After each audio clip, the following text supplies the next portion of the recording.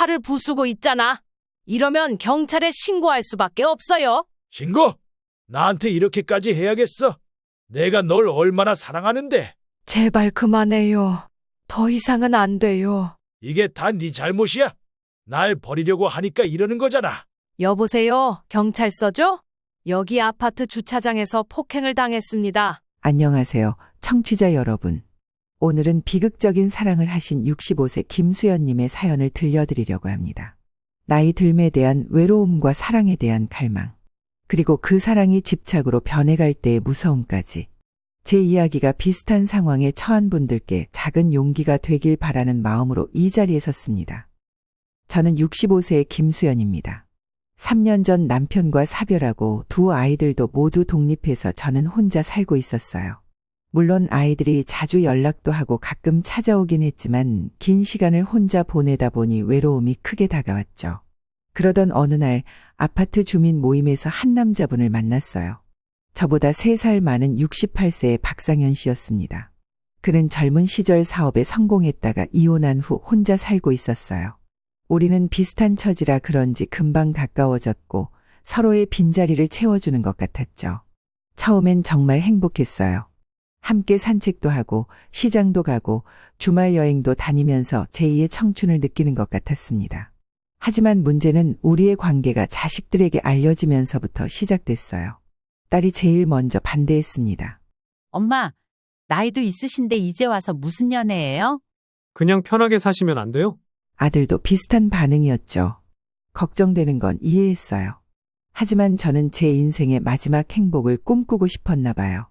박상현 씨의 자식들도 우리 관계를 탐탁지 않게 봤어요.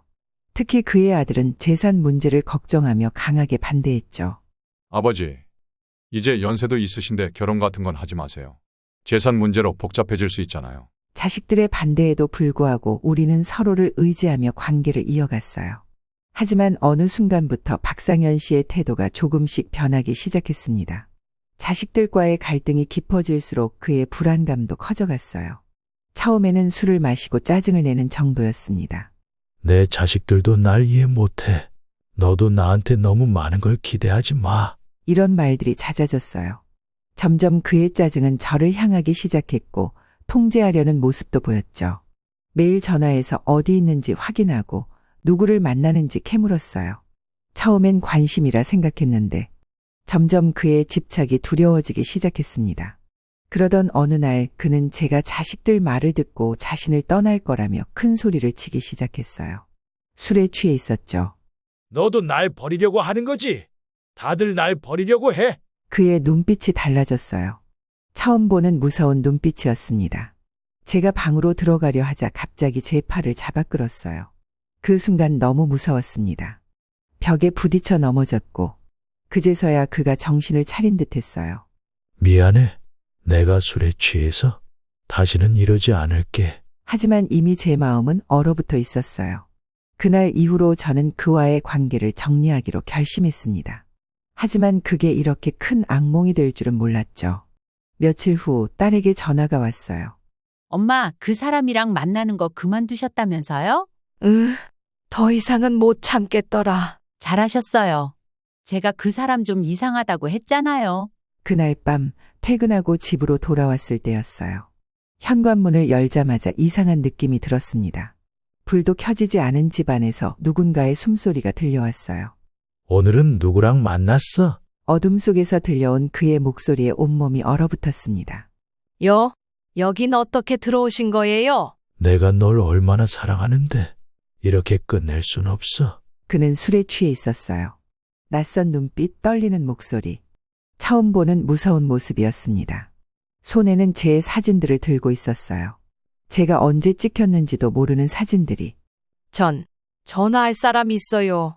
연락 기다리는 사람이 있어요. 누구? 또 다른 남자라도 만나는 거야. 순간 그가 벽에 걸린 액자를 내리쳤어요. 유리가 깨지는 소리에 저도 모르게 비명을 질렀죠. 그 소리를 듣고 옆집 아주머니가 초인종을 누르셨어요. 수연 씨, 괜찮으세요? 무슨 소리가 나서? 그 소리에 그가 잠시 멈칫했고 저는 그 틈을 타 현관문을 열고 밖으로 뛰쳐나왔습니다. 다리가 후들거렸지만 계단을 뛰어내려가며 경찰에 전화했어요. 어느 날 친구와 카페에서 만나 이야기를 나누고 있었어요. 그래서 어떻게 할 거야? 일단 헤어지자고 했어. 더 이상은 못 참겠더라고. 잘했어. 나도 그 사람 점점 이상해지는 것 같았어. 그날 저녁 집으로 돌아왔을 때였어요. 현관문을 열고 들어서는데 집안에 누군가가 있다는 걸 직감했습니다. 심장이 멈출 것 같았어요. 어디 갔다 왔어? 어둠 속에서 그의 목소리가 들려왔습니다. 여긴 어떻게 들어온 거예요? 제 목소리가 떨렸어요. 우리 이렇게 끝낼 순 없잖아. 나 없이 어떻게 살 생각이야? 그는 술에 취해 있었고 평소와는 완전히 다른 사람 같았어요. 그날 밤의 공포는 아직도 생생합니다. 얼마나 무서웠는지. 소리도 지르지 못하고 그저 그의 눈치만 살피며 서 있었죠. 지금 생각해도 온몸이 떨려요. 이별을 통보했을 때 그는 처음엔 믿지 못하는 눈치였어요. 다시 한 번만 기회를 달라. 애원했죠. 하지만 제가 단호하게 거절하자 그의 모습은 완전히 달라졌습니다.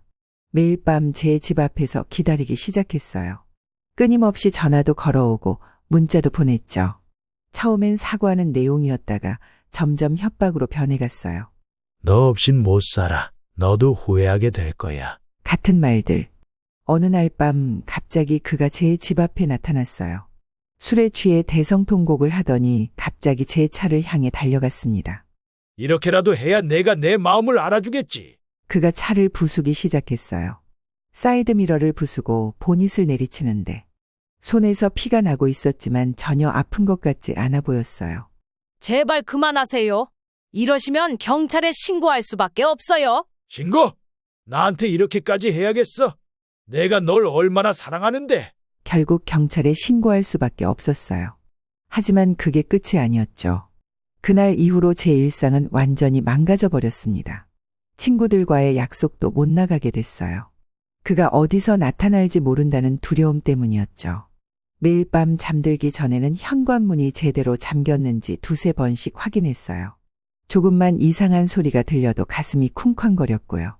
그러던 어느 날 딸이 찾아왔어요. 엄마, 이제 우리 집으로 가요. 혼자 계시다가 무슨 일 생기면 어떡해요? 하지만 전 고개를 저었어요. 도망가는 것보다 더 확실한 방법이 필요했거든요. 다음 날 아침, 저는 그의 아들을 찾아갔습니다.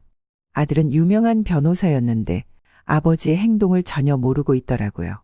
큰 결심하셨네요. 네.